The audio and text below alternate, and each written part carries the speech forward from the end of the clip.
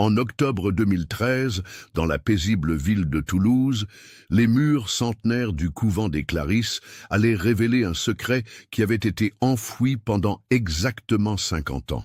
Lorsque l'artisan Jean-Baptiste Roussel souleva délicatement le cadre de la Vierge à l'Enfant qui ornait depuis des décennies la chapelle du couvent, il ne s'attendait certainement pas à découvrir, collé au revers de la toile, un portrait troublant accompagné d'une confession manuscrite qui allait enfin élucider l'une des disparitions les plus mystérieuses de l'histoire religieuse française.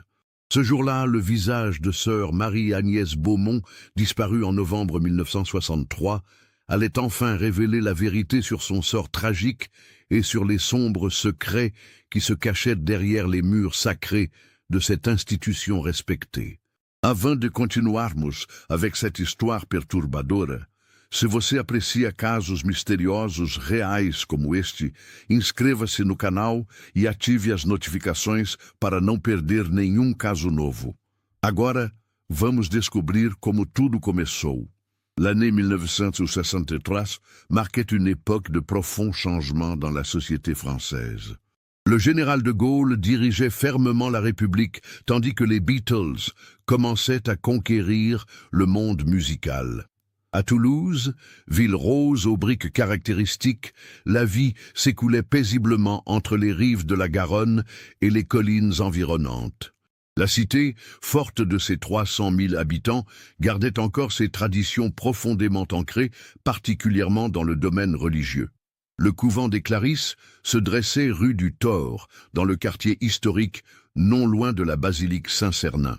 Fondé en 1247, cet établissement religieux avait traversé les siècles, survivant aux guerres de religion, à la Révolution française et aux 2 conflits mondiaux.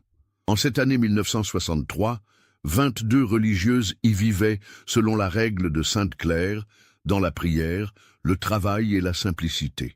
Sœur Marie-Agnès Beaumont était arrivée au couvent en septembre 1959, à l'âge de 25 ans.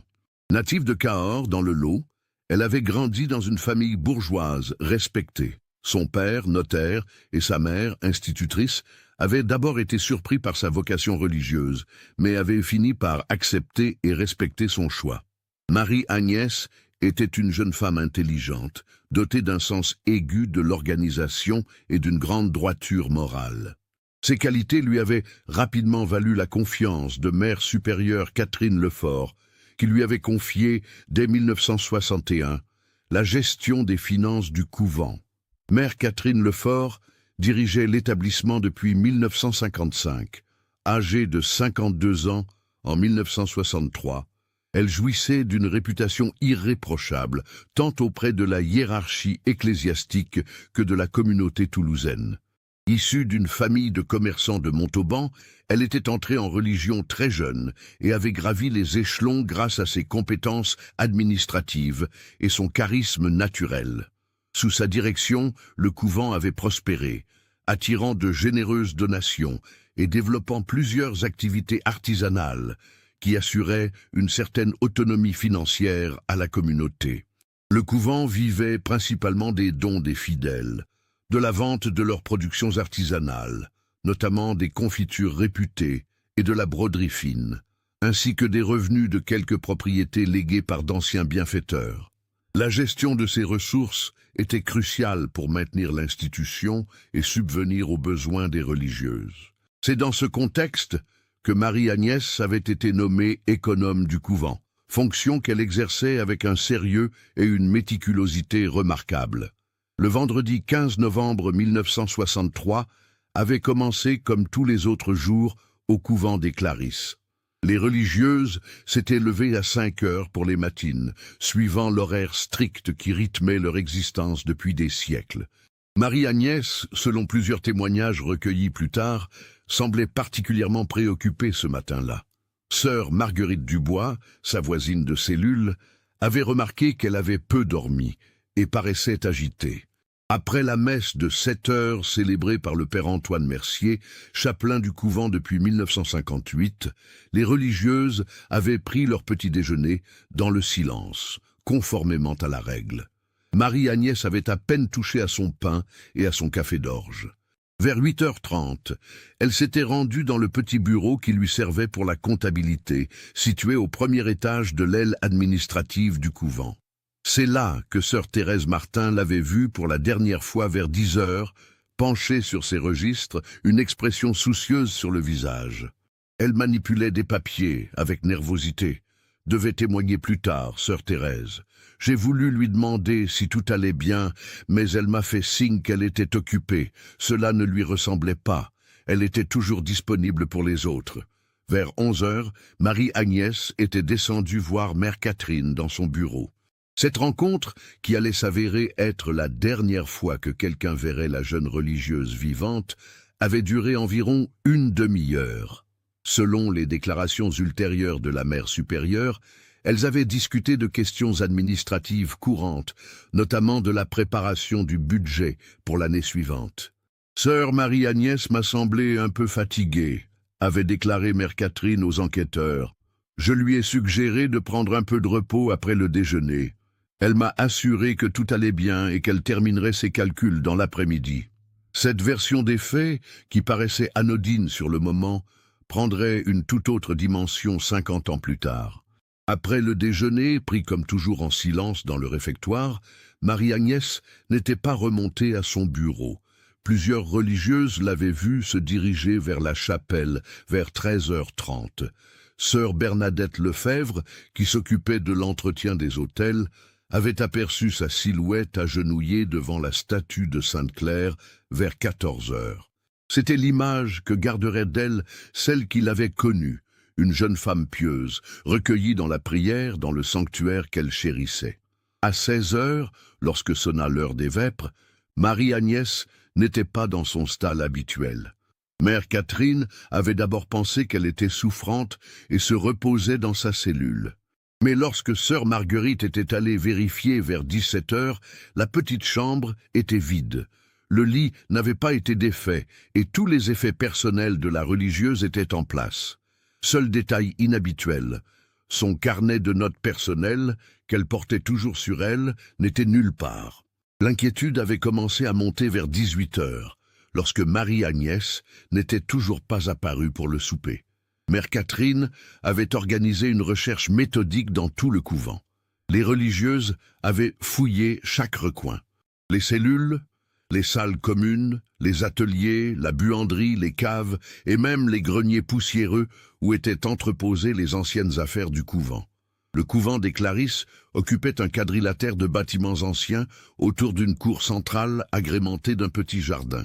Outre les cellules des religieuses et les espaces communautaires, il comprenait plusieurs dépendances. Une remise à outils, un petit atelier de couture, une cave voûtée du XIIIe siècle et une orangerie qui servait de serre pour les plantes aromatiques utilisées dans la fabrication des confitures. La recherche s'était intensifiée dans la soirée. Le père Mercier, alerté par Mère Catherine vers 19h, était venu prêter main forte. Homme d'expérience âgé de 45 ans, il connaissait bien chacune des religieuses et entretenait avec Marie-Agnès des rapports cordiaux et respectueux. C'était une âme droite et sincère, devait-il déclarer plus tard. Jamais elle n'aurait quitté le couvent sans prévenir. Quelque chose de grave avait dû se produire. Vers 22h, après avoir épuisé toutes les possibilités de recherche à l'intérieur du couvent, Mère Catherine avait pris la lourde décision de contacter les autorités. L'appel au commissariat central de Toulouse avait été passé à 22h15. L'agent de service avait d'abord suggéré d'attendre le lendemain, pensant à une absence temporaire.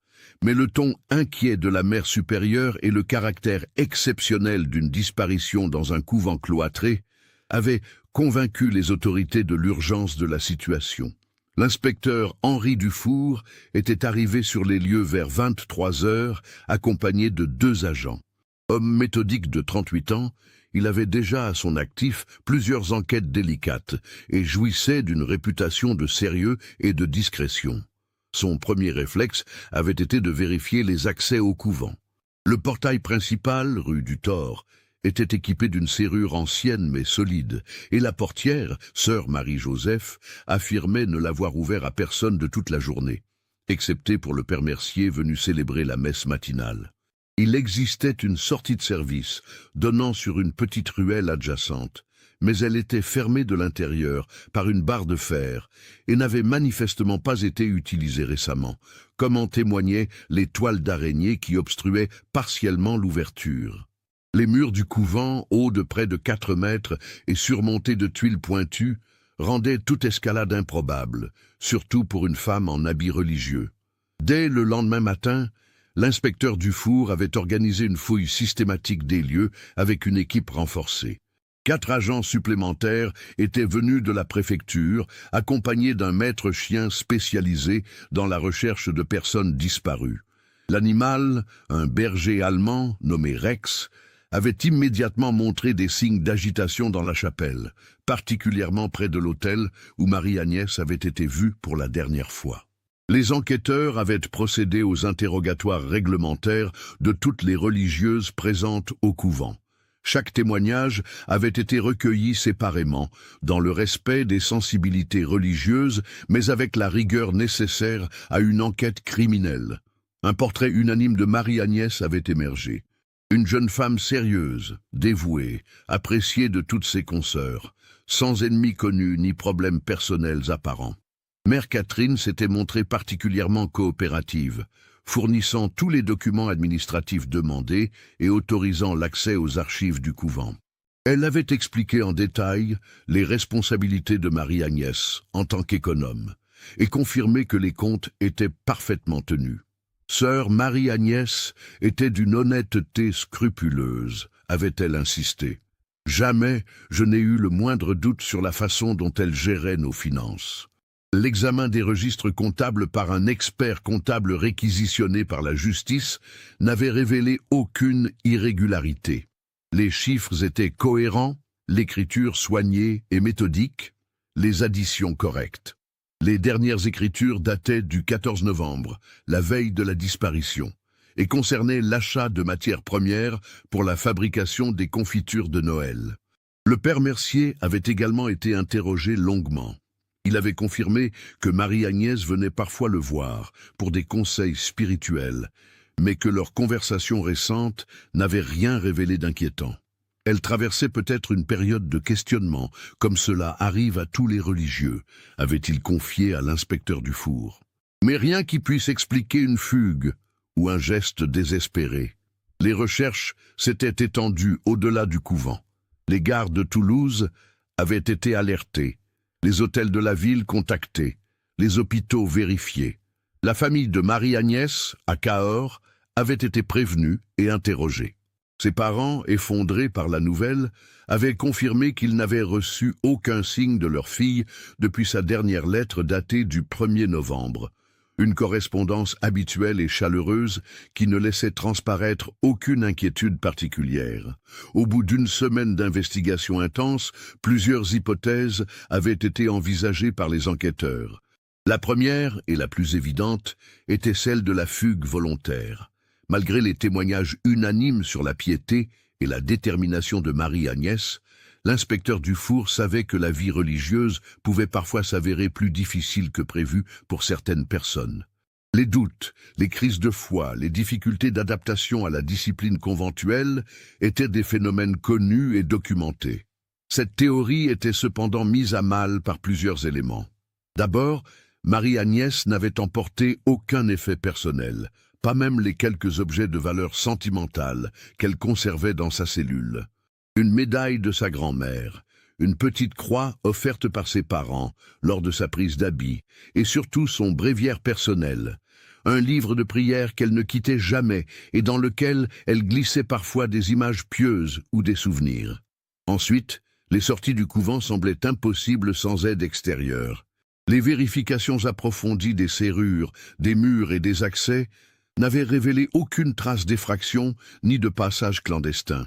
Comment une femme, en habit religieux, aurait-elle pu quitter discrètement un bâtiment aussi surveillé, dans un quartier où les habitants connaissaient bien les religieuses et auraient certainement remarqué une présence inhabituelle?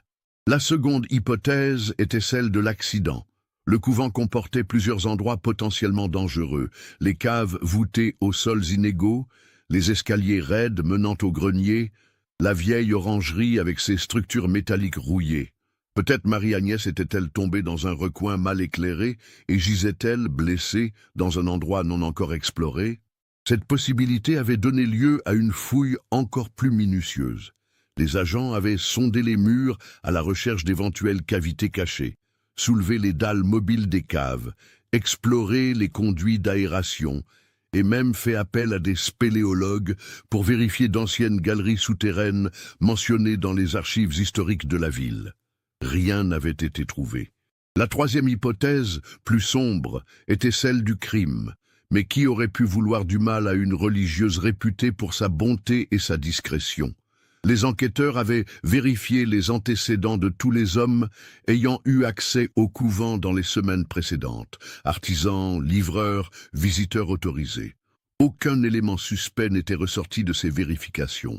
Les semaines qui suivirent la disparition de Marie-Agnès transformèrent profondément l'atmosphère du couvent des Clarisses.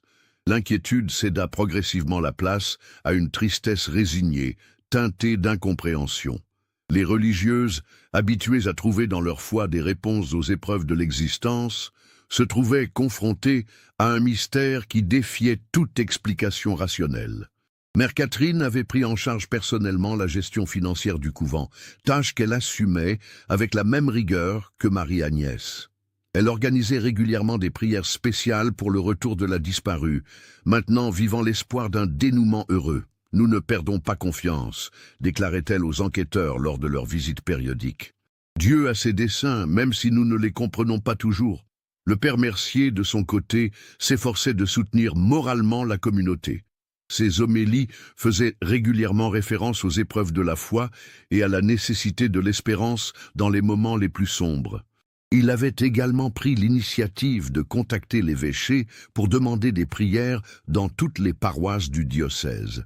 L'affaire avait d'ailleurs été mentionnée dans la presse locale, sous forme d'entrefilets discrets respectant la sensibilité religieuse de l'époque. La famille de Marie-Agnès venait régulièrement à Toulouse, alternant entre espoir et désespoir. Ses parents, vieillis prématurément par l'épreuve, participaient aux recherches bénévoles organisées par des paroissiens dans la campagne environnante. Ils avaient fait imprimer des avis de recherche avec la photographie de leur fille prise lors de sa prise d'habit, un cliché où elle souriait avec cette sérénité qui la caractérisait. Au bout de 6 mois, en mai 1964, l'enquête officielle avait été suspendue faute d'éléments nouveaux. L'inspecteur Dufour, malgré sa frustration professionnelle, avait dû se résoudre à classer le dossier en disparition inquiétante non élucidée. Il gardait cependant le secret espoir qu'un jour, quelque part, un élément nouveau viendrait relancer l'investigation. Les années s'écoulèrent sans apporter de réponse au mystère de la disparition de sœur Marie-Agnès. Le couvent des Clarisses reprit peu à peu son rythme habituel, mais le souvenir de la jeune religieuse restait vivace dans la mémoire de la communauté. Sa cellule fut conservée en l'état pendant plusieurs années, dans l'espoir d'un retour hypothétique avant d'être finalement réattribuée à une nouvelle arrivante en 1968. Mère Catherine continua à diriger le couvent jusqu'en 1978, année où elle démissionna pour raison de santé. Elle s'était installée dans une maison de retraite pour religieuses à Montauban, sa ville natale, où elle vécut paisiblement jusqu'à sa mort en 1995, emportant avec elle tous les secrets qu'elle avait pu connaître. Son successeur, Mère Marie-Claire Bonner, hérita d'un établissement prospère et bien géré, sans soupçonner les zones d'ombre qui persistaient dans son histoire récente. Le père Mercier quitta ses fonctions de chapelain en 1975 pour devenir curé d'une paroisse rurale près d'Albi. Il garda toujours un souvenir ému de Marie-Agnès et n'hésitait pas à évoquer sa mémoire lors de ses sermons sur la fidélité et la persévérance dans la foi. Il mourut en 1998 sans avoir jamais cessé de prier pour celle qu'il considérait comme une sainte moderne. L'inspecteur Dufour, quant à lui, poursuivit sa carrière dans la police judiciaire toulousaine jusqu'à sa retraite en 1985. L'affaire Marie-Agnès restait l'une de ses enquêtes les plus frustrantes, celle qui l'avait le plus marqué professionnellement. Il gardait dans ses archives personnelles une copie complète du dossier et, de temps à autre, particulièrement aux anniversaires de la disparition, il reprenait les pièces dans l'espoir d'y déceler un détail qui lui aurait échappé. Les parents de Marie-Agnès ne survécurent pas longtemps au chagrin. Son père mourut d'une crise cardiaque en 1969. Sa mère le suivit 2 ans plus tard, emportée par un cancer qui sembla progresser avec une rapidité suspecte, comme si elle n'avait plus la force de lutter. Ils furent inhumés dans le cimetière de Cahors, et leur pierre tombale portait une inscription en mémoire de leur fille disparue. À notre Marie-Agnès bien-aimée, où que tu sois. Au fil des décennies, l'affaire sombra progressivement dans l'oubli. Les nouvelles générations de religieuses qui rejoignaient le couvent ne connaissaient de Marie-Agnès que par ouï-dire, et son histoire prenait peu à peu des allures de légende.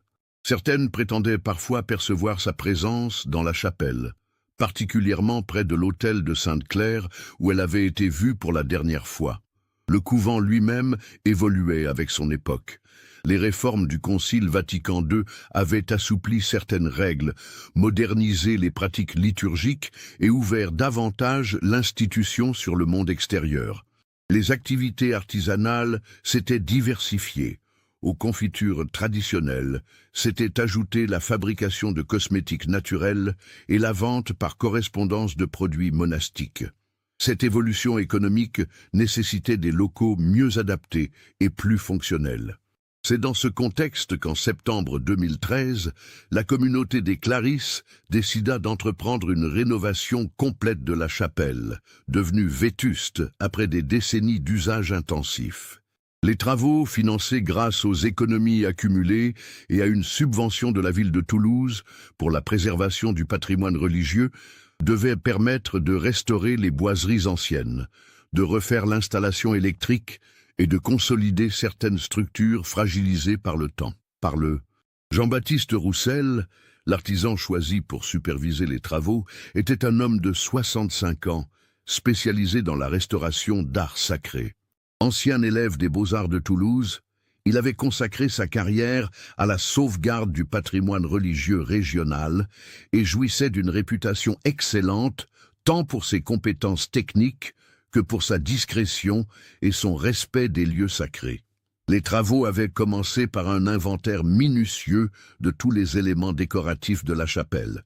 Chaque statue, chaque tableau, chaque ornement était répertorié, photographié et, si nécessaire, démonté pour permettre la restauration des murs et des structures. C'est ainsi que le 15 octobre 2013, exactement 50 ans après la disparition de Marie-Agnès, Jean-Baptiste Roussel s'était attaqué au démontage du retable principal.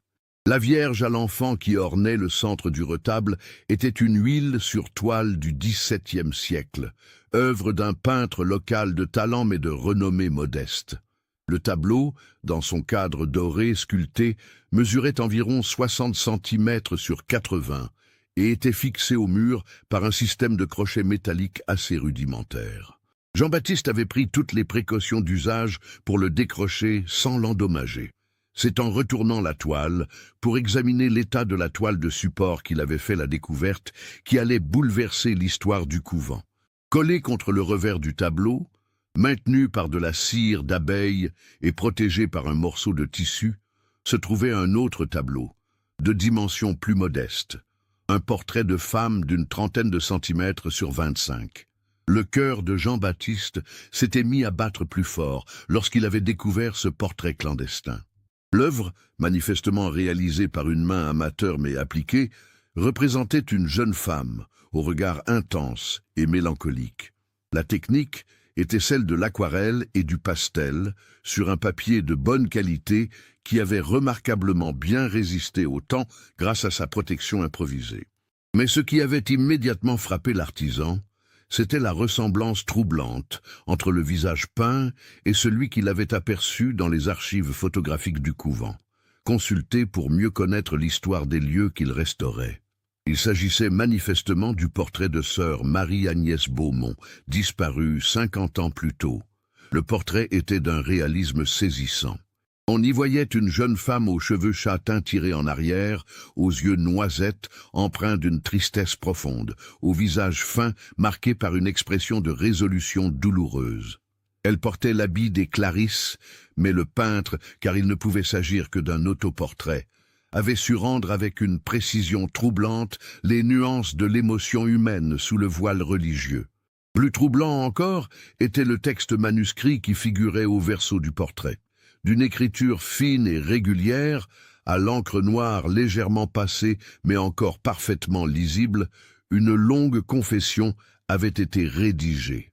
Jean-Baptiste, les mains tremblantes, avait commencé à déchiffrer ces lignes qui allaient révéler la vérité sur l'une des disparitions les plus mystérieuses de l'histoire de Toulouse. « Si quelqu'un trouve ce portrait, » commençait la confession, « c'est que je ne suis plus de ce monde et que la vérité doit enfin être révélée. Je suis sœur Marie-Agnès Beaumont, économe du couvent des Clarisses, et j'écris ces lignes le 15 novembre 1963, sachant que je ne verrai peut-être pas se lever le soleil de demain. » Jean-Baptiste avait immédiatement compris l'importance de sa découverte. Sans toucher davantage au document, il avait soigneusement remis le portrait à sa place et était allé prévenir Mère supérieure Marie-Claire Bonner. Cette dernière, femme de 60 ans d'une grande sagesse, avait immédiatement mesuré la portée de la révélation et décidé de contacter les autorités civiles et ecclésiastiques.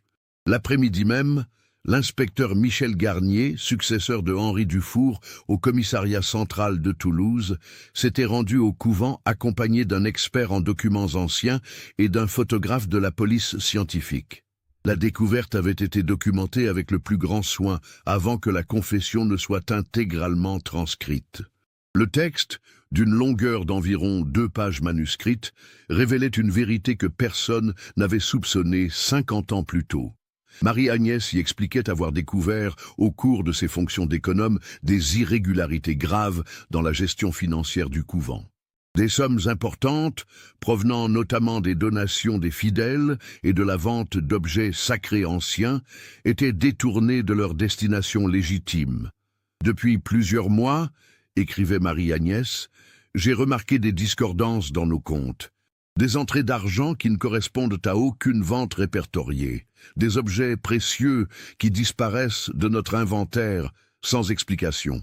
J'ai d'abord pensé à des erreurs de ma part. Mais mes vérifications répétées ont confirmé mes soupçons. Mère Catherine détourne l'argent de notre communauté. La confession détaillait minutieusement les découvertes de Marie-Agnès. Elle avait remarqué que certains objets liturgiques anciens, notamment un calice en vermeil du XVIe siècle et plusieurs reliquaires de grande valeur, avaient mystérieusement disparu de la sacristie. Lorsqu'elle avait questionné Mère Catherine à ce sujet, cette dernière avait prétexté un envoi temporaire chez un orfèvre pour restauration, mais aucune facture ne figurait dans les comptes. Plus grave encore, Marie-Agnès avait découvert que des sommes importantes étaient régulièrement prélevées sur les donations, officiellement pour des frais exceptionnels, jamais détaillés. En recoupant ses observations avec les registres des années précédentes, elle avait estimé le montant total détourné à environ 50 000 francs. Une somme considérable pour l'époque, représentant près de 2 années de budget du couvent. J'ai voulu donner à Mère Catherine l'occasion de s'expliquer, poursuivait la confession. Je lui ai demandé un entretien ce matin, espérant qu'il y avait une explication innocente à tout cela. Hélas, sa réaction m'a confirmé mes pires craintes. Non seulement elle a avoué ses détournements, mais elle m'a révélé qu'elle envoyait cet argent à sa famille, à Montauban. Son frère aurait des dettes de jeu importantes, et elle utilise les fonds du couvent pour l'aider. La confession révélait ensuite la conversation qui avait eu lieu entre les 2 religieuses dans le bureau de la mère supérieure. Marie-Agnès y rapportait les arguments de Mère Catherine, qui justifiait ses actes par l'amour fraternel et la conviction que Dieu lui pardonnerait ce qu'elle présentait comme un emprunt temporaire. Elle avait promis de tout rembourser dès que la situation de son frère s'améliorerait. Je lui ai dit que je ne pouvais pas fermer les yeux sur de tels agissements, écrivait Marie-Agnès. Notre vœu de pauvreté nous interdit de disposer des biens de la communauté pour des fins personnelles, fût-ce pour aider sa famille. J'ai insisté pour qu'elle avoue tout à l'évêché et restitue l'argent dérobé. Sa réaction m'a glacé le sang. Elle m'a regardé avec une froideur que je ne lui connaissais pas et m'a dit que j'étais trop jeune pour comprendre les complexités de la vie. Puis elle a ajouté quelque chose de plus inquiétant encore. J'espère que tu sauras te montrer raisonnable, Marie-Agnès. Ce serait dommage qu'un malentendu nuise à ta vocation religieuse. La suite de la confession prenait un tour dramatique. Marie-Agnès expliquait qu'elle avait quitté le bureau de Mère Catherine vers 11h30, profondément troublée, mais déterminée à agir selon sa conscience. Elle avait décidé d'écrire directement à Monseigneur Dubois, évêque de Toulouse, pour l'informer de la situation et demander conseil sur la conduite à tenir. « Je suis retournée dans ma cellule pour rédiger cette lettre », poursuivait-elle. « Mais vers 13h, Mère Catherine est venue me voir. Elle semblait très agitée et m'a proposé de prendre une tisane avec elle pour discuter calmement de notre malentendu. J'ai accepté, espérant encore trouver une solution qui préserverait l'honneur de notre communauté. C'est dans le petit salon privé de la mère supérieure que s'était déroulée cette ultime conversation. Mère Catherine avait servi du thé à la camomille, une infusion qu'elle préparait elle-même avec les plantes du jardin conventuel. Elle maîtrisait parfaitement l'art des tisanes, ayant appris dans sa jeunesse les propriétés des plantes médicinales auprès d'une grand-mère herboriste. Dès les premières gorgées, rapportait Marie-Agnès, j'ai senti un goût amer inhabituel, mais j'ai pensé que c'était dû au stress de notre situation. Mère Catherine continuait à me parler, me promettant qu'elle allait tout arranger, qu'elle trouverait l'argent pour rembourser les sommes manquantes. Mais très rapidement, j'ai commencé à ressentir des vertiges et des nausées. La confession décrivait ensuite avec une précision clinique les symptômes que Marie-Agnès avait ressentis. D'abord, une sensation de fatigue extrême, puis des troubles de la vision, et enfin une difficulté croissante à parler et à bouger. Elle avait compris avec horreur que Mère Catherine l'empoisonnait, probablement avec de la digitale pourpre, une plante toxique qui poussait dans le jardin du couvent et dont les effets étaient bien connus. « J'ai voulu me lever pour partir », écrivait-elle d'une main visiblement tremblante vers la fin du texte, « mais mes jambes ne me portaient plus. » Mère Catherine m'a alors avoué qu'elle ne pouvait pas me laisser révéler son secret. Elle m'a dit qu'elle allait raconter que j'avais fait une crise cardiaque et que mon corps serait transporté discrètement hors du couvent. Personne ne pensera à chercher une religieuse qui a disparu de son propre chef, m'a-t-elle dit. Les dernières lignes de la confession étaient presque illisibles, tracées manifestement par une main défaillante. Marie-Agnès y expliquait qu'elle avait réussi, dans un dernier sursaut d'énergie, à s'échapper du salon et à se réfugier dans la chapelle. C'est là qu'elle avait peint à la hâte son autoportrait et rédigé sa confession, cachant le tout derrière le tableau de la Vierge, dans l'espoir que la vérité soit un jour découverte. « Je sens mes forces m'abandonner », terminait-elle. « Mère Catherine va certainement venir me chercher ici. Je confie mon âme à Dieu et j'espère que cette confession permettra un jour de révéler la vérité.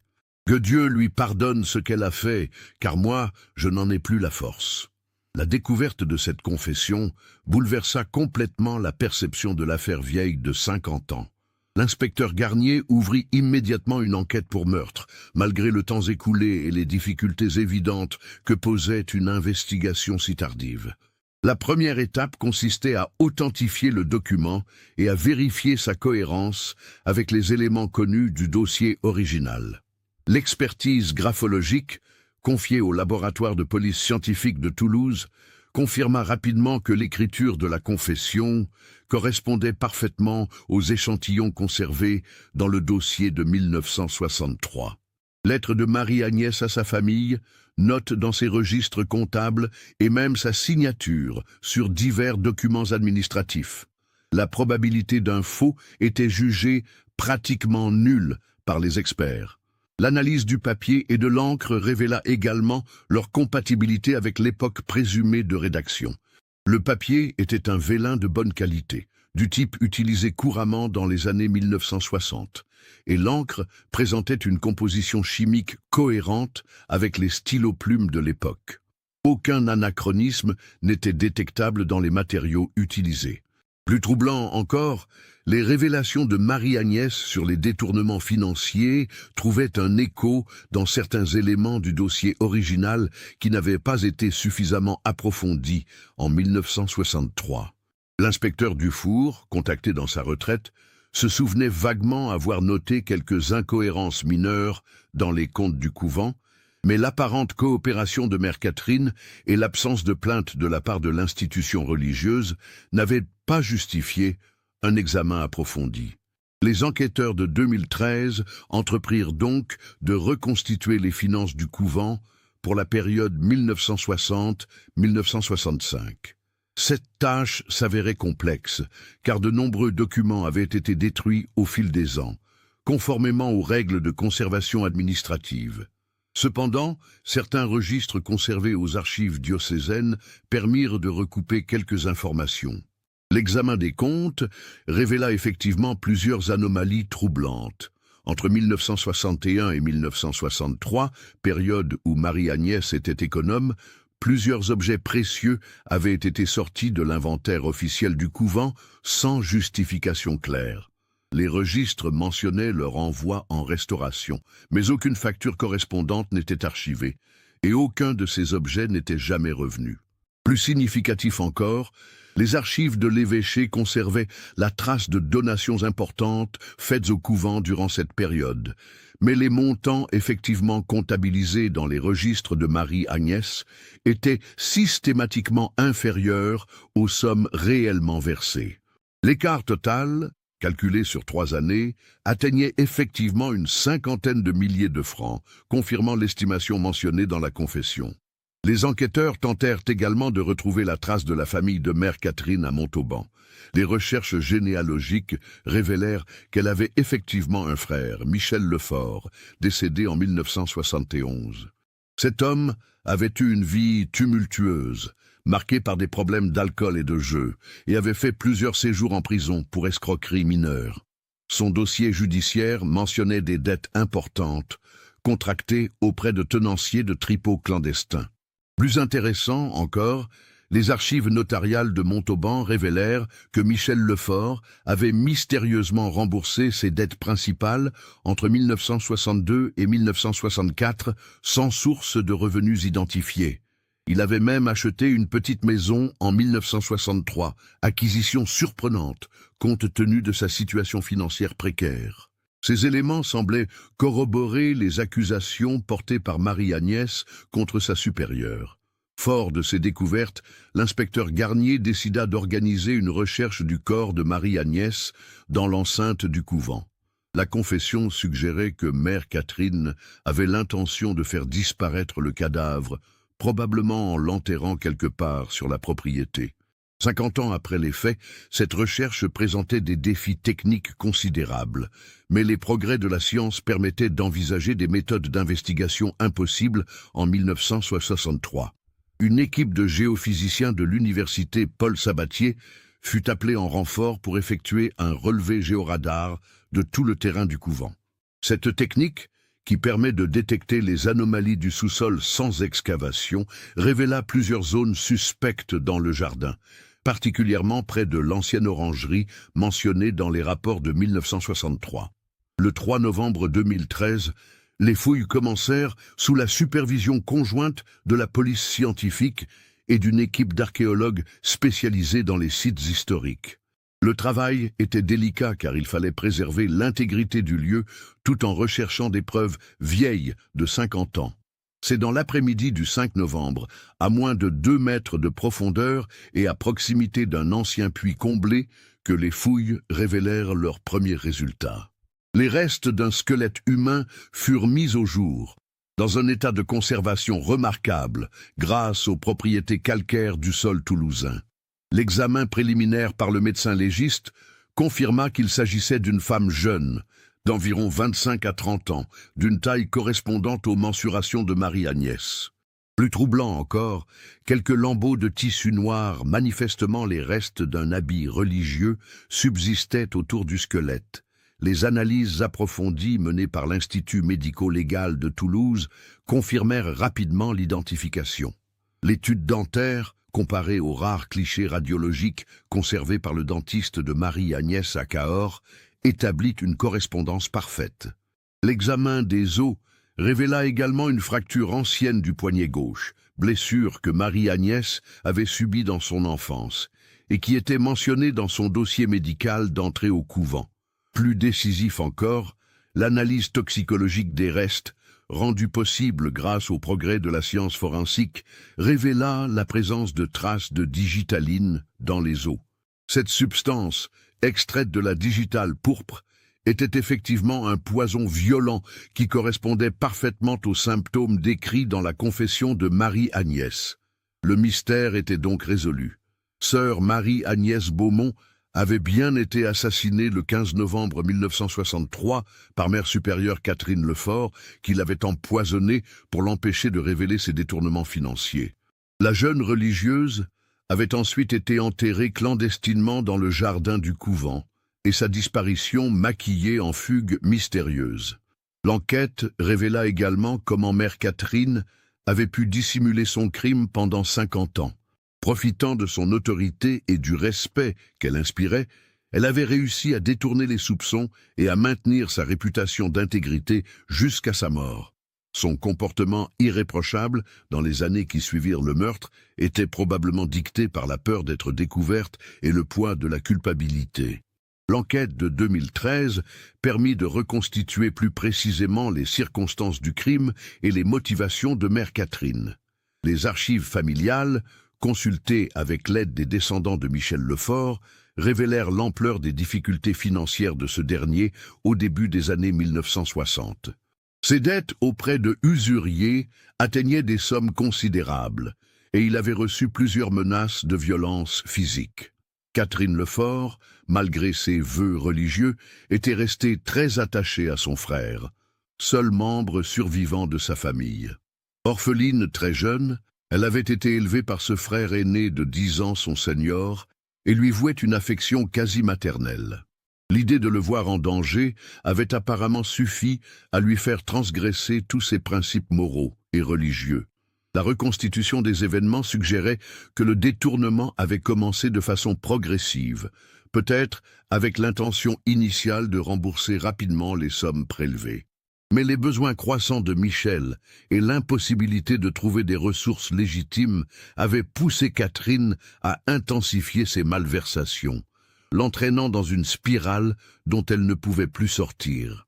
L'arrivée de Marie-Agnès comme économe, avec sa rigueur et son sens aigu de l'honnêteté, avait mis Catherine en grande difficulté. La jeune religieuse, par sa méticulosité naturelle, avait rapidement découvert les irrégularités que ses prédécesseurs, moins compétents ou moins attentifs, n'avaient pas remarquées. L'enquête révéla également à quel point le secret avait pesé sur Catherine Lefort durant les 50 années qui suivirent le meurtre. Plusieurs témoignages de religieuses qu'il avait côtoyées dans ces dernières années évoquaient ses insomnies fréquentes, ses crises d'angoisse inexpliquées et ses confessions répétées qui semblaient cacher un secret inavouable. Le père Marcel Fontaine, qui l'avait accompagné spirituellement dans ses derniers mois à Montauban, se souvenait de ses allusions répétées à une faute grave qu'elle avait commise dans sa jeunesse et dont elle n'arrivait pas à se libérer. Elle parlait souvent de la nécessité du pardon divin, témoigna-t-il, mais semblait convaincue qu'elle ne le méritait pas. J'ai toujours pensé qu'elle cachait quelque chose de lourd, mais je n'imaginais pas l'ampleur de son secret. Il apparut également que Catherine avait tenté à plusieurs reprises de compenser sa faute par des actes de charité exceptionnels. Dans les années 1970 et 1980, elle avait organisé de nombreuses œuvres caritatives, aidé financièrement plusieurs familles en difficulté et même créé un fonds d'aide pour les jeunes filles souhaitant entrer en religion mais manquant de ressources. Ces actions, remarquables par leur générosité, prenaient un sens différent à la lumière des révélations de 2013. La révélation de la vérité sur la disparition de Marie-Agnès bouleversa profondément la communauté des Clarisses de Toulouse. Mère Marie-Claire Bonner, qui dirigeait le couvent depuis 1998, dut gérer une crise sans précédent dans l'histoire de l'institution. Comment concilier la vénération dont jouissait encore la mémoire de Mère Catherine avec l'horreur de son crime? La communauté décida finalement d'affronter la vérité avec courage et dignité. Une cérémonie fut organisée en décembre 2013 pour honorer la mémoire de Marie-Agnès et demander pardon pour l'injustice qu'elle avait subie. Ses restes furent inhumés dans le cimetière conventuel, avec tous les honneurs dus à une religieuse morte en martyr de sa conscience. L'évêché de Toulouse, de son côté, ouvrit une enquête canonique sur l'affaire. Bien que Mère Catherine fût décédée depuis près de 20 ans, l'Église souhaitait tirer toutes les leçons de ce drame pour éviter qu'une telle tragédie ne se reproduise. De nouvelles procédures de contrôle financier furent mises en place dans tous les établissements religieux du diocèse. La famille de Marie-Agnès, représentée par une nièce qui avait conservé pieusement la mémoire de sa tante, exprima sa satisfaction de voir enfin la vérité éclater. Nous savions que Marie-Agnès n'aurait jamais abandonné sa vocation de son plein gré, déclara-t-elle à la presse. Cette révélation nous permet enfin de faire notre deuil et d'honorer sa mémoire comme elle le mérite. L'affaire de sœur Marie-Agnès Beaumont devint rapidement un cas d'école dans les annales de la police judiciaire française. Elle illustrait parfaitement comment un crime parfait en apparence pouvait être élucidé des décennies plus tard grâce au progrès scientifique et à un concours de circonstances exceptionnel. L'inspecteur Henri Dufour, aujourd'hui âgé de 88 ans, put enfin connaître la solution de l'enquête qui l'avait le plus marqué. « J'aurais dû creuser davantage les questions financières », confia-t-il à ses anciens collègues. Mais à l'époque, l'idée qu'une mère supérieure puisse commettre un tel acte nous paraissait impensable. Nous étions victimes de nos a priori. Jean-Baptiste Roussel, l'artisan qui avait découvert le portrait, devint malgré lui une célébrité locale. Il terminait la restauration de la chapelle avec un sentiment mélangé de fierté professionnelle et d'émotion face au drame qu'il avait contribué à élucider. Ce tableau était un appel au secours qui a attendu 50 ans d'être entendu, philosophait-il. Il nous rappelle que la vérité finit toujours par triompher, même si elle met du temps à émerger. Le portrait de Marie-Agnès, après avoir été expertisé et photographié sous tous les angles, fut conservé aux archives diocésaines comme témoignage de cette tragédie. L'autoportrait révélait un talent artistique insoupçonné chez la jeune religieuse, qui avait trouvé, dans ses derniers instants, la force de léguer à la postérité un témoignage bouleversant de courage et de détermination. Cette affaire nous rappelle que derrière les façades les plus respectables peuvent se cacher les secrets les plus sombres, et que la corruption peut s'immiscer même dans les institutions les plus sacrées. Elle illustre également la force de la conscience humaine, capable de pousser une jeune femme à risquer sa vie plutôt que de fermer les yeux sur l'injustice. 50 ans après sa mort, sœur Marie-Agnès Beaumont était enfin reconnue comme une martyre de l'intégrité, une héroïne silencieuse dont le sacrifice n'avait pas été vain. L'histoire de sa disparition, résolue grâce à un portrait caché derrière un tableau, restera dans les annales comme un exemple extraordinaire de la façon dont l'art peut transcender la mort pour porter témoignage de la vérité. Dans la chapelle restaurée du couvent des Clarisses, une plaque commémorative rappelle désormais le sacrifice de Marie-Agnès, cette jeune religieuse qui préféra mourir plutôt que de trahir sa conscience.